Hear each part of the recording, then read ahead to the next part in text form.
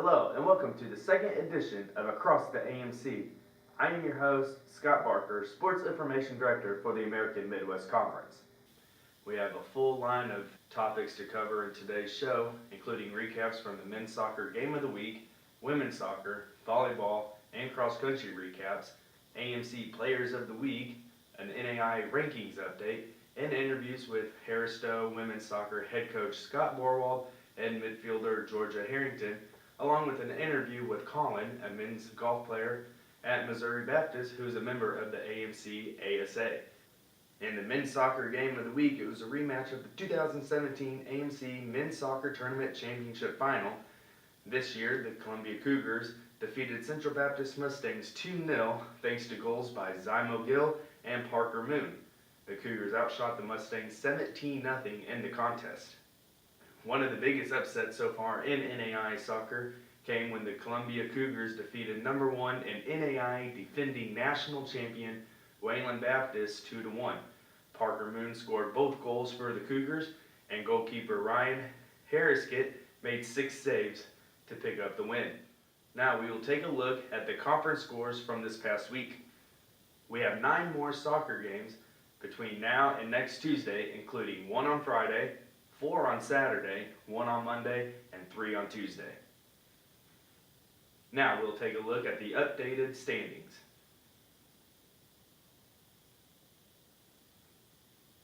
We'll take a quick break, and when we return, we will recap women's soccer.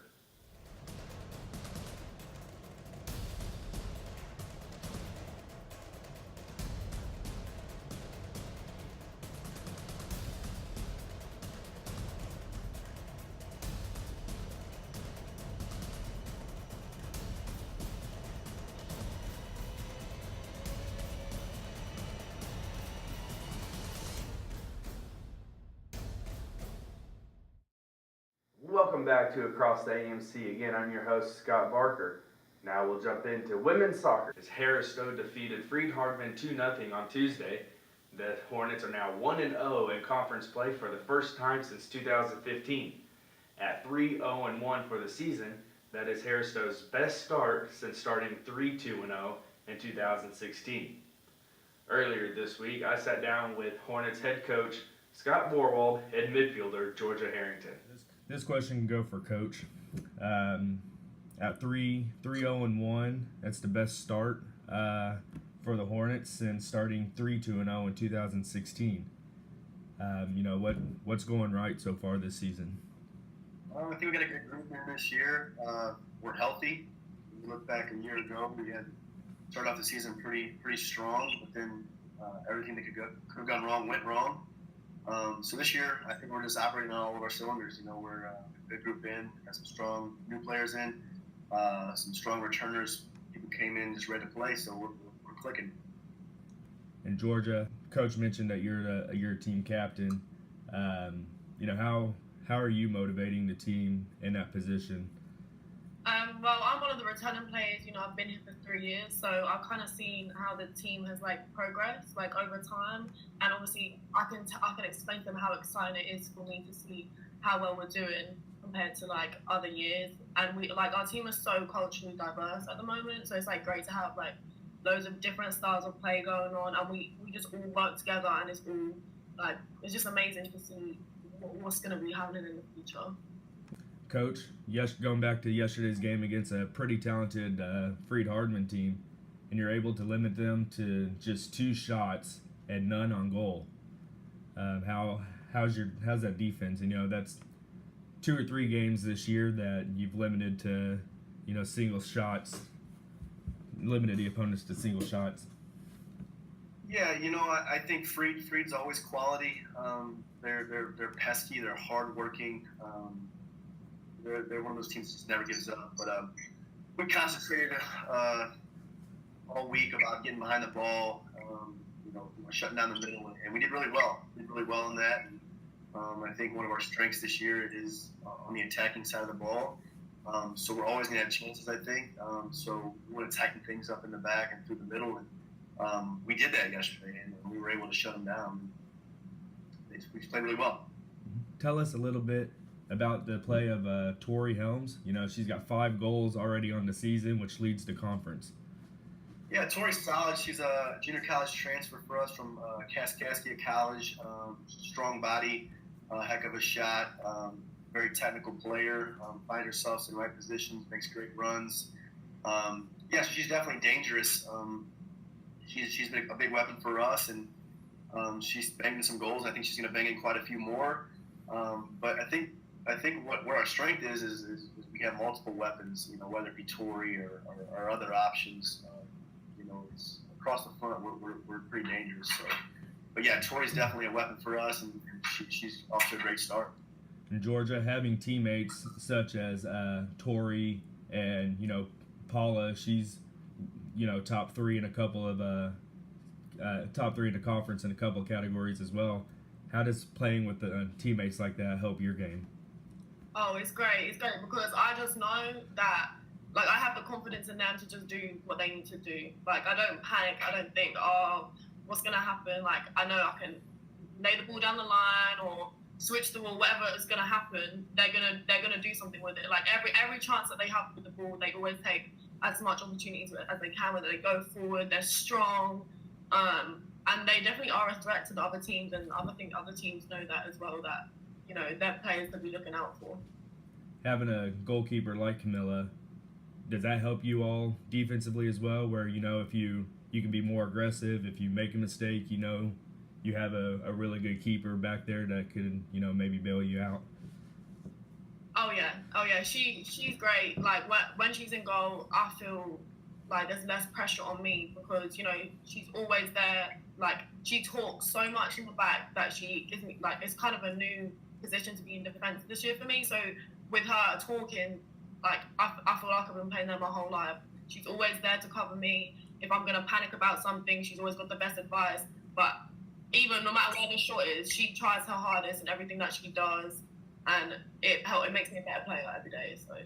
And Coach, your next game Saturday against Oakland City.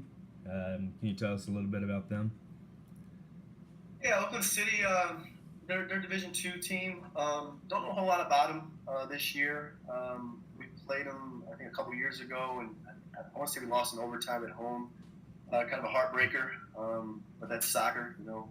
Dominate some of the play, and you don't always come out on top. So we're definitely looking to take the momentum from the season we have going into that game, try to get the result, and then obviously take that momentum to face Park on Wednesday, which is a tough opponent always.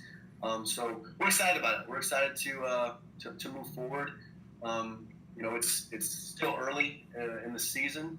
You know, hopefully come October, maybe we're having the same conversation. That's the end goal, but it's still early, but we're absolutely excited about the start of the season. You'd already talked on your next conference opponent next week against Park. You know, I think they were preseason pick number 3 in the coaches poll, and, you know, they lost a heartbreaker in the semifinals of the tournament conference tournament last year, and I know it was overtime. I want to say it was double overtime to William Woods. William Woods, yeah. Yeah, it was PKs, wasn't it? That's right. You know, can you tell us a little bit about them? Like I said, they're always good. They're even harder to beat at home.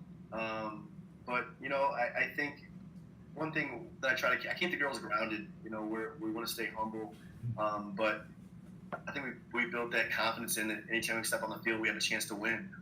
You know, we're playing with confidence. We're playing well. It's gonna be a tough game. I mean, absolutely tough game, but we're up for it. I'm up for it. It's always a great atmosphere out there. Great facility, nice pitch. We're excited. So we know it's gonna be a tough game, but we're up to the challenge, and we're looking forward to it. Georgia, how's the team atmosphere going right now? You know, I'm sure, you know, everybody's, as Coach mentioned, you know, everyone's confident right now. How do you, as a team captain, how are you, you know, trying to keep them, you know, humble, you know, be excited, but not, you know, too excited right now, because as you mentioned, it is still early. Oh, it's just great to be in our team right now. I mean, we're all so close with each other. Like, a lot of us live with each other, and we just enjoy spending time with each other. We celebrated the win yesterday. We went to the Cardinals game together as a team.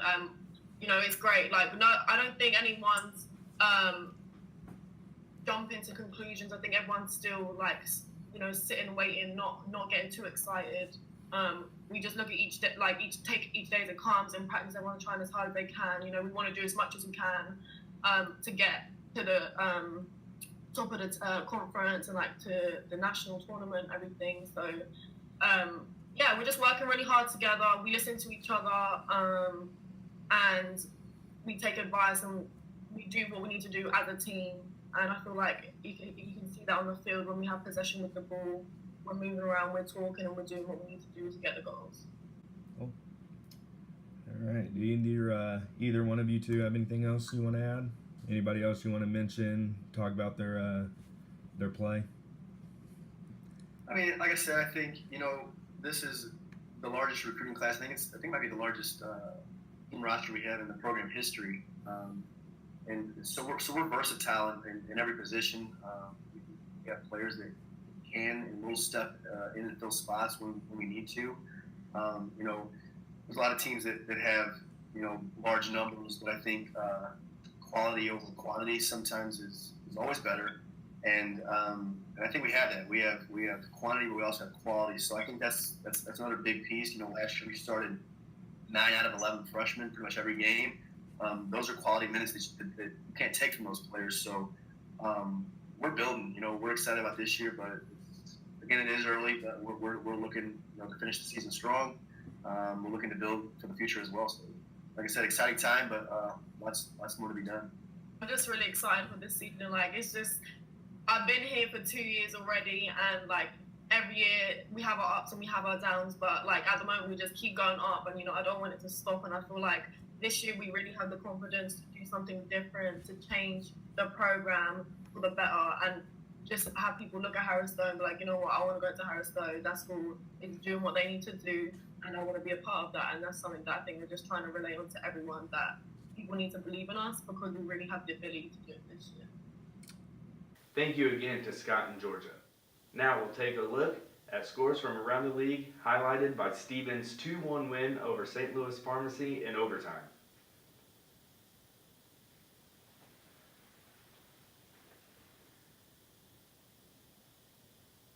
Now we'll look at a preview of the upcoming conference slate for the next week.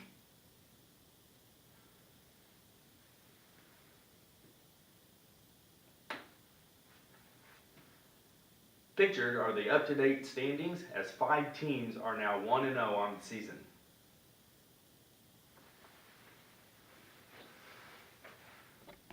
When we come back, we will take a look at which 2 AMC volleyball teams picked up victories this week.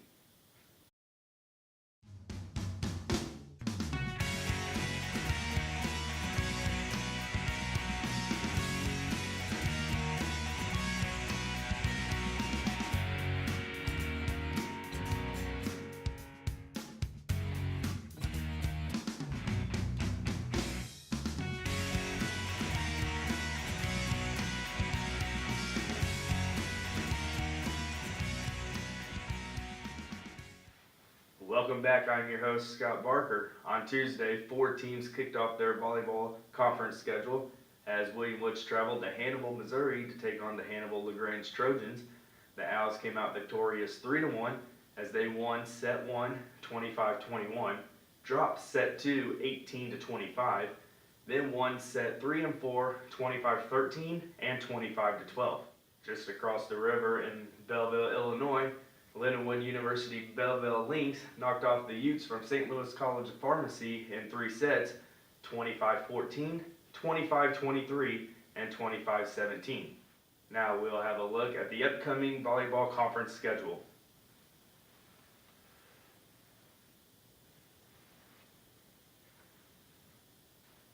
Here's a look at the AMC standings. As you see, William Woods and Lindenwood Belleville sit atop the conference at 1-0. 3 schools were in action in cross country this past week, as on the men's side, Lyon and Central Baptist took part in the UCA Cross Country Challenge. The Scots finished 7th out of 10, and the Mustangs finished 10th. Receiving votes, Park finished 5th out of 19 schools at the Les Dukes Invitational, a cross country meet featuring mostly NCAA D2 schools. On the women's side, Lyon and Central Baptist took part of the UCA Cross Country Challenge as the Lady Scots finished 7th out of 11 and the Mustangs finished 11th. Park finished 4th out of 16 at the Les Duke Challenge. Again, that meet featured mostly NCAA D2 schools. On Saturday, Williams Baptist, Hannibal LaGrange, Lindenwood Belleville, Lyon, Missouri Baptist, and St. Louis College of Pharmacy will be in Joplin, Missouri, taking part in the Missouri Southern Stampede. We will take a quick break, and when we return, we will have an interview with Missouri Baptist men's golfer Colin, who's also a rep on the AMC ASA.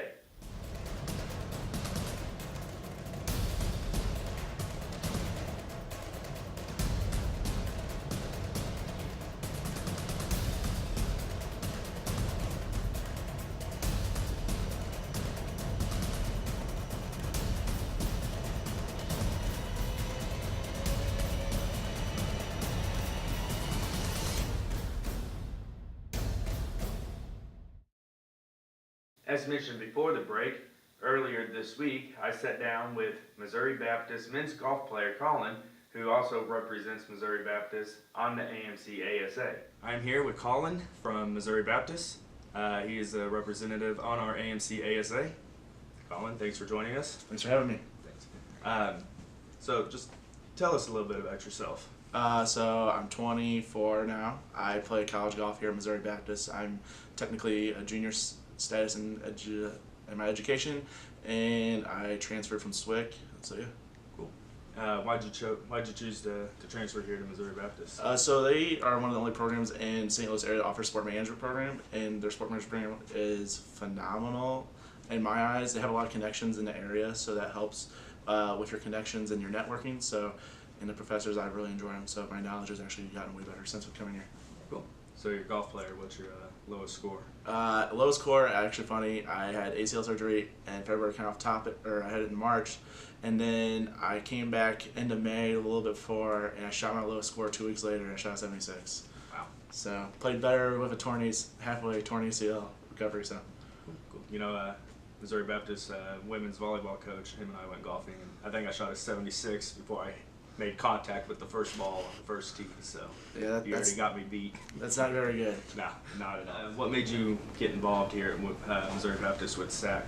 So my coach had chose me to be a representative for our team. He chose me and another player, Nick Davis, and we had a meeting in August with all of our SAC members, so from every sport, or most of them that could attend, and I chose to put my name out there to be elected as vice president, and so we voted on that. So I volunteered for being vice president, but for SAC itself, I was chosen by my coach because I have leadership qualities, I guess.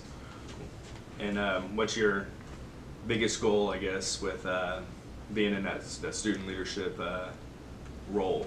I think to collaborate with everyone and work as a team, and for us all to leave a better image and positive impact on all the future athletes coming into Missouri Baptist.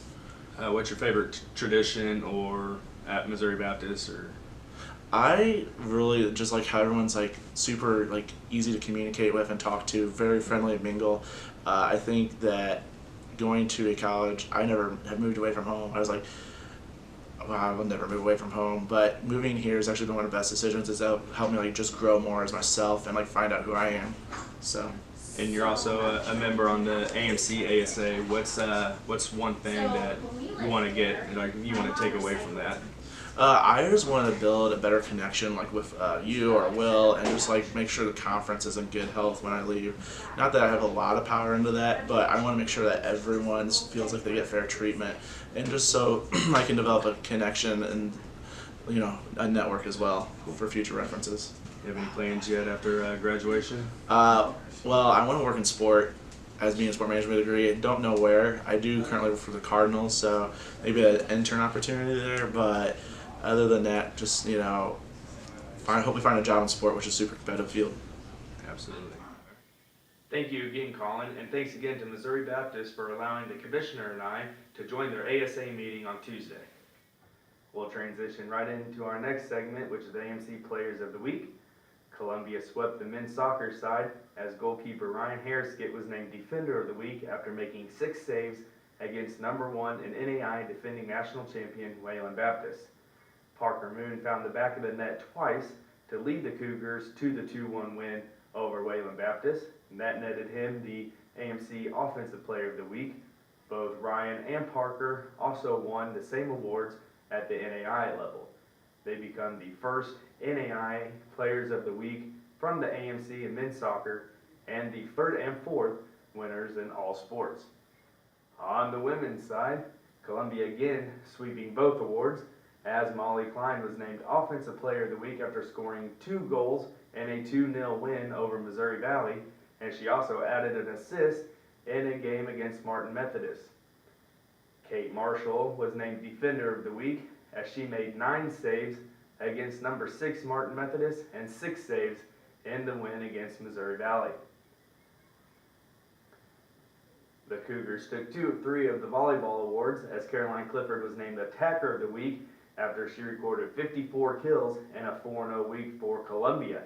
Teammate Manuela Vargas was named Setter of the Week as she dished out 11.9 assists per set for a total of 143 on the week, leading the Cougars to 4 sweeps. Park Pirates Selena Montero won AMC Defender of the Week for the 2nd straight time.